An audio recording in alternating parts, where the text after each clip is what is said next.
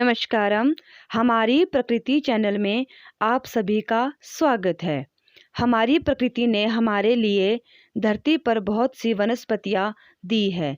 आज के समय में वृक्ष कम होने की वजह से हमारे वन्य प्राणी लुप्त होते जा रहे हैं।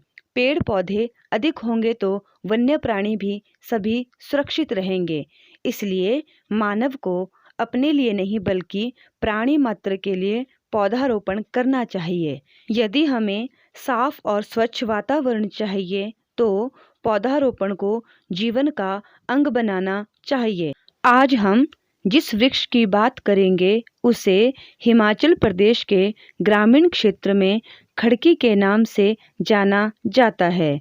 इस वृक्ष को विभिन्न स्थानों पर विभिन्न नामों से जाना जाता है, जैसे खरक, खर्ग, खिर्क, खड़की और रोकू। इसका प्रयोग हम अपने घर में पाले गए पशुओं के आहार में भी देते हैं।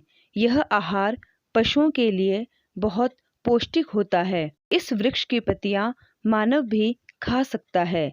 इस वृक्ष की पत्तियां गाय, भैंस, बकरी को दी जाती है तो वह दूध अधिक मात्रा में देती है और उस दूध की जब लस्सी बनाई जाती है तो वह पीने में बहुत मीठी होती है, क्योंकि खड़की के पत्तों की तासीर ठंडी होती है जो गाय भैंस की तासीर को ठंडा रखती है।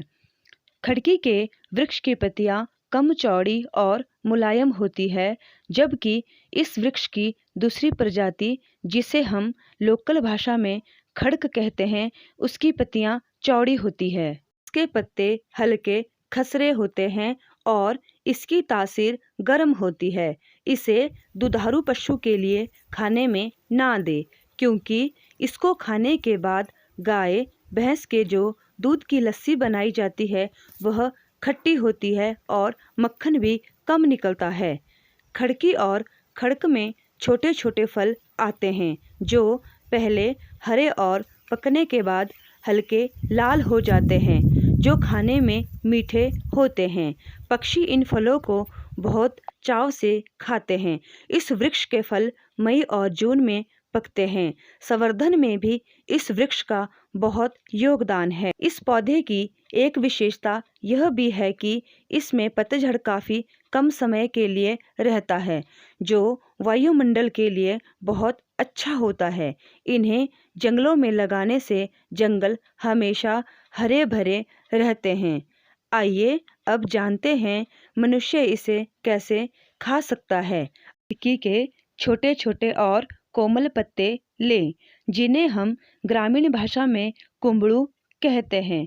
ध्यान रहे, खड़की के ही पत्ते लें, खड़क के नहीं। इन एकत्रित किए गए पत्तों को अच्छे से साफ कर ले और इन्हें बिल्कुल बारीक बारीक काट दें।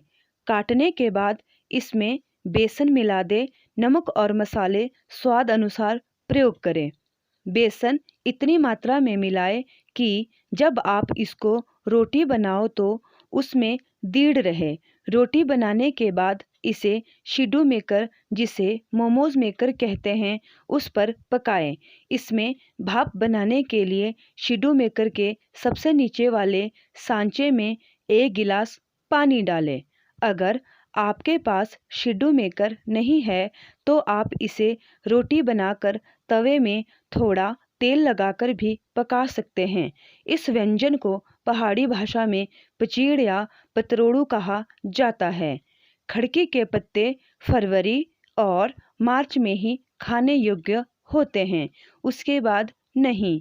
वृक्ष की पत्तियों में एक रसायन पाया जाता है जो पेड़ों को भोजन बनाने में सहायता करता है। वह है क्लोरोफिल, जिसका रंग हरा होता है। इसी वजह से वृक्षों की पत्तियां सदैव हरी रहती है। पत्तेदार सब्जियां हमारे शरीर को विकसित करती है और स्वस्थ रखती है। हरी पत्तेदार सब्जियां लोहा युक्त होती है जो आयरन को पूरा करती है। विटामिन ए की कमी से हमारी आँखों की रोशनी चली जाती है, इसलिए रोज़ नहीं तो तीसरे दिन हरी पत्तेदार सब्जियां जरूर खाएं। हरी पत्तेदार साग सब्जियों में उपस्थित कैरोटीन शरीर में विटामिन में परिवर्तित हो जाता है, जिससे अंधापन रोका जा सकता है। हरे पत्तेदार सब्जियों को बहुत नहीं पकाना चाहिए, क्योंकि इसमें उपस्थित पोषक तत्व जो हमारे मसूड़ों को मजबूत बनाते हैं वो खत्म हो जाते हैं। साग में बी कॉम्प्लेक्स भी पाया जाता है। उम्र के हिसाब से हरी सब्जियां और साग की मात्रा हमें इस तरह लेनी चाहिए। जो माताएं बहनें कठिन परिश्रम करती है उन्हें 80 ग्राम, पुरुष 50 ग्राम, 10 साल से ऊपर बच्चे 50 ग्राम, 10 वर्ष से कम आयु के बच्चे 20 ग्राम। मेरा आप सभी से अनुरोध है कि इन वृक्षों को बिना कारण से ना काटे। बरसात और बसंत ऋतु में तो बिल्कुल भी इन पौधों की काट छंटाई ना करें, क्योंकि इस मौसम में इनकी काट छंटाई से ये सूख जाते हैं। इसलिए इनको हर परिस्थिति में बचाएं और प्रकृति को सुरक्षित रखें। एक नई जानकारी के साथ फिर आपसे मिलेंगे। तब तक के लिए नमस्कार। जय हिंद, जय भारत।